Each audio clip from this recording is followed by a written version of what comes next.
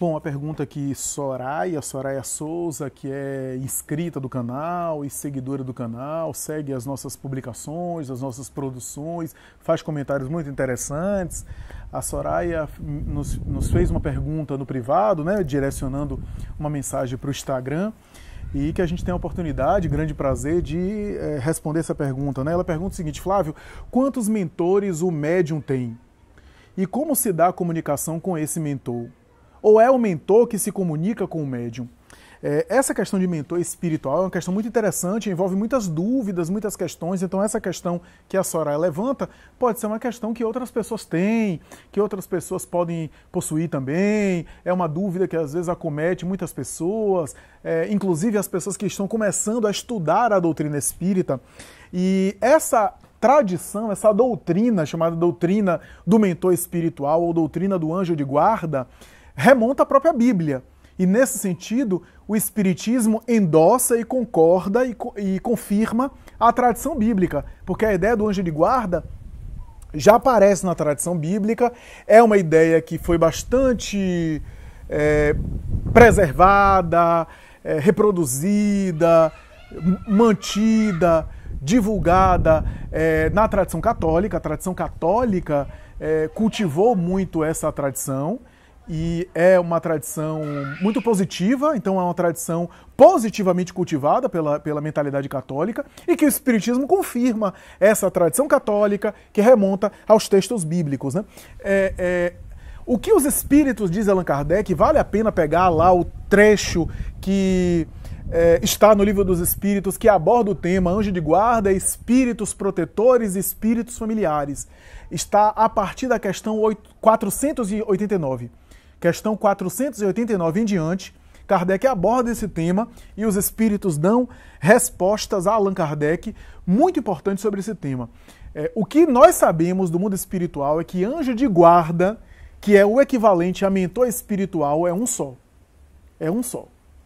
Então, existe um anjo de guarda ou um espírito mentor que é sempre um espírito muito mais evoluído, ou muito mais evoluído que nós.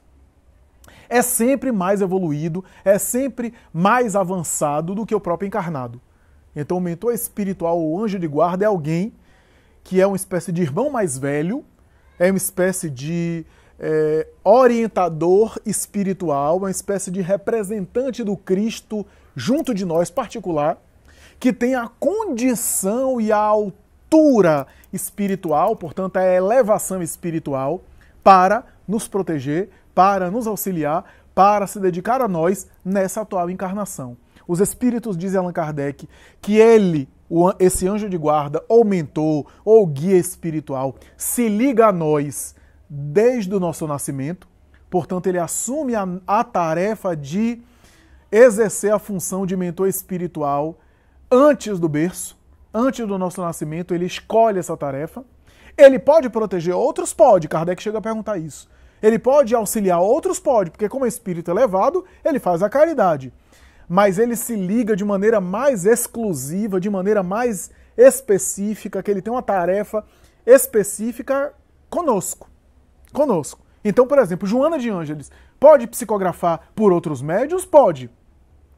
Mas a tarefa de Joana, especialmente considerada, é através daquele médium, o médium que a gente conhece, por conta de ligação afetiva, de afinidade de outras vidas e do tipo de trabalho que ela exerce para aquele tipo de médium, para aquele médium que tem um trabalho específico. E que ela é a coordenadora dos trabalhos mediúnicos dele. Só é Joana que se comunica por Divaldo? Não. Tem outros espíritos, mas ela é a guia espiritual, a mentora espiritual. Assim era Emmanuel com Chico. Emmanuel pode se comunicar por outro médium? Pode, mas a gente sempre vê com certa ressalva, com certa reserva. A gente sempre olha, afinal é um espírito famoso que se notabilizou através daquele médium. Então chama atenção outro médium receber Emmanuel. Não é que seja impossível, é plenamente possível. Mas a gente vê com certo cuidado, já que aquele espírito se notabilizou por aquele médium. Afinal de contas, por que um espírito como Joana de Ângeles, com tantas outras entidades, tem que se comunicar através de outro médium, tendo tantas outras? Pode haver uma necessidade específica. E aí tudo bem, ele se comunica. Ademais, ele pode se comunicar por outro médium e assinar um pseudônimo. Um outro pseudônimo, a gente nunca vai saber que é a Joana, por exemplo. É a Joana de Ângeles. Então, isso é muito importante. Porque também tem tarefas específicas e também tem muita confusão sobre esse assunto. Né? Como se Divaldo tem Joana, agora a Joana é minha mentora também. Não. Joana tem uma tarefa específica. E aí tem aquelas coisas também do prestígio pessoal, da evidência. Então, imagina eu receber Joana, então aquilo vai chamar atenção para mim, afinal, é um espírito famoso. Então tem um pouco também de, em vez de ser evidência, de evidência, de querer evidência e destaque nesse tipo de trabalho mediúnico. Mas, a grosso modo, a rigor, a gente pode dizer o seguinte: o que os espíritos dizem a Allan Kardec, segundo a teoria dos anjos de guarda ou espíritos mentores, é que espírito guia, espírito mentor, esse espírito evoluído, que é representante de Jesus perto de nós, é aquele que tem condição de nos ajudar, é aquele que a gente pode chamar, que a gente pode se relacionar, que a gente pode, na oração, evocar ele, pode evocar ele, porque ele tem condição de nos atender, mesmo que não se faça presente à distância, porque ele é evoluído suficientemente para a gente estabelecer esse diálogo mental. Aliás, os bons espíritos estimulam que a gente tenha diálogos mentais constantes com o nosso anjo de guarda, que falta isso. Tem uma mensagem no Livro dos Médiuns que fala isso, que falta ao encarnado estabelecer um diálogo mais constante, chamar mais o anjo de guarda, conversar com ele, que é o representante dos espíritos superiores junto a nós. E que quase sempre, geralmente, esse anjo de guarda é alguém que tem um vínculo conosco. Você vê a Emmanuel com Chico, tinha um vínculo de outras encarnações. Joana com Divaldo, Ivone Pereira com Charles, seu guia espiritual, né, que reencarnou várias vezes, inclusive junto dele. Né? Só que ele evoluiu, ele cresceu, ele ascendeu e ela ficou. E na encarnação como Ivone, ele foi o tutor espiritual, o guia espiritual dela. Então, sempre o anjo de guarda, o mentor espiritual, é um espírito evoluído. O que o texto kardeciano do Livro dos Espíritos fala é que podem haver vários espíritos simpáticos, espíritos familiares e espíritos protetores. Os espíritos familiares podem ser daquela família nossa, ou seja, os parentes nossos, os entes queridos que nos amam e aos quais a gente ama, que desencarnaram e que ficaram na atmosfera da Terra, que são espíritos bons, espíritos dedicados a nós, não necessariamente são espíritos evoluídos, mas que faz parte da nossa família, a nossa família espiritual mais extensa, que estão agora do outro lado, mas que fizeram parte da nossa família consanguínea, ou outros que nem chegaram a reencarnar, mas que fazem parte dessa família, que já foram entes queridos nossos de outras encarnações, e que fazem parte desse grupo de espíritos familiares que tem afinidade pelo coração conosco, que tem identificação conosco, que são amores nossos, e que estão, de alguma forma, ao nosso redor, que estão nos ajudando, que estão contribuindo conosco, que estão ali colaborando conosco. Então é possível haver vários espíritos... É possível não...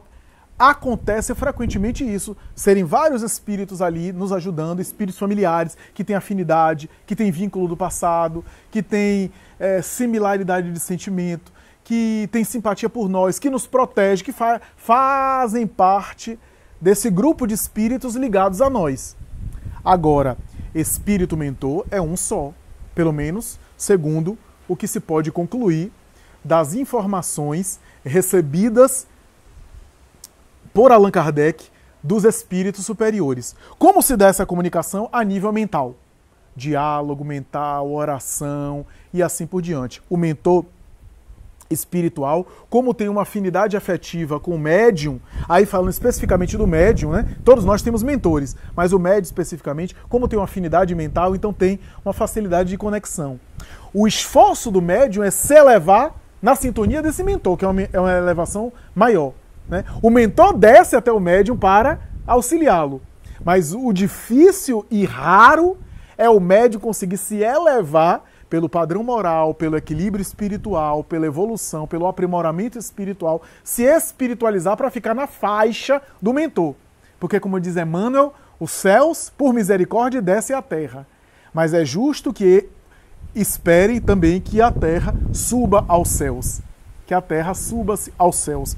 Então, como se dá a nível mental, e é claro, pode ocorrer o transe, a manifestação, porque o médium traz a característica mediúnica, a faculdade mediúnica, a faculdade específica, que pode oferecer recursos para que o mentor, para que o guia espiritual se manifeste. A comunicação de um mentor, no entanto, exige do médium elevação de sentimentos, pureza de sentimentos. Tem uma mensagem de Emmanuel chamada Mãos Limpas, que fala sobre isso, né? Emmanuel fala sobre o apóstolo Paulo, dizendo que Deus operava maravilhas, né? Um texto inclusive de Atos dos Apóstolos, Deus operava maravilhas pelas mãos de Paulo. E aí, Emmanuel diz que muita gente se esquece que para Deus operar as curas que Paulo operou, produzir os dons que Paulo tinha, Paulo teve que limpar as mãos. Paulo tinha mãos limpas. E todo mundo se esquece do esforço que ele fez para limpar as mãos. Limpar as mãos espiritualmente falando, né? Porque Deus é que opera, ou seja, os espíritos são elementos de Deus para operar por nós. Mas para que haja essa manifestação é necessário que o filtro que receba, que canalize, que o microfone que converta a voz esteja limpo, seja límpido, para conseguir filtrar, canalizar a mensagem do alto, que é sempre harmônica. Então, às vezes, os médiuns têm dificuldades, naturais, aliás, de canalizar e de recolher as mensagens dos mentores, porque os mentores têm um nível de vibração elevada e os médiuns, muitas vezes, são criaturas humanas esforçando-se por sintonizar, por entrar na faixa. Então, não é simples assim a comunicação mediúnica de um mentor espiritual, como comumente se diz por aí. Se, de um lado, há muito recalque, até pudor em receber a mensagem do mentor, afinal o mentor pode de alguma forma suprir também algumas deficiências nossas quando o médium é um candidato do bem que está se esforçando por melhorar, o mentor pode se comunicar. De outro lado também há um excesso de banalização das mensagens dos mentores, como se os mentores a qualquer momento pudessem se manifestar ao bel prazer e o médium às vezes sem nenhuma condição de receber mentor, porque psíquica e emocionalmente não está em condição e está recebendo a toda hora como se fosse algo muito fácil de isso acontecer. A sintonia entre médium e mentor exige dedicação do médium, renúncia, disciplina nos trabalhos, devotamento fraternal, que não é uma coisa que a gente vê comumente por aí, senão nas almas dedicadas, idealmente abnegadas e fervorosas no bem.